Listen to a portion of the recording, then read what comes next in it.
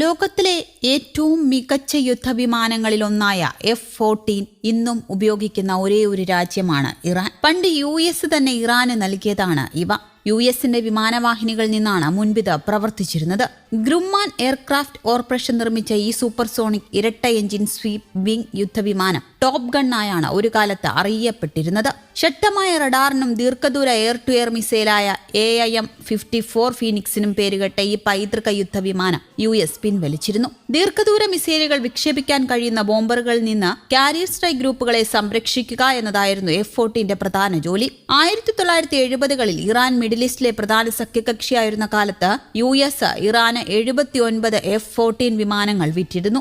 ഈ കരാർ ഇരു രാജ്യങ്ങളുടെയും സൗഹൃദം അരക്കിട്ടുറപ്പിച്ചു. എന്നാൽ ഇറാനിയൻ വിപ്ലവത്തിനു ശേഷം ബന്ധം വഷളായി. പതിറ്റാണ്ടുകളായി തങ്ങളുടെ വിലയേറിയ F-14 വിമാനങ്ങൾ നിലനിർത്താനുള്ള പ്രയത്നത്തിലാണ് ഇറാൻ. അനേകമെണ്ണത്തെ ഒരേ സമയം പ്രവർത്തനക്ഷമ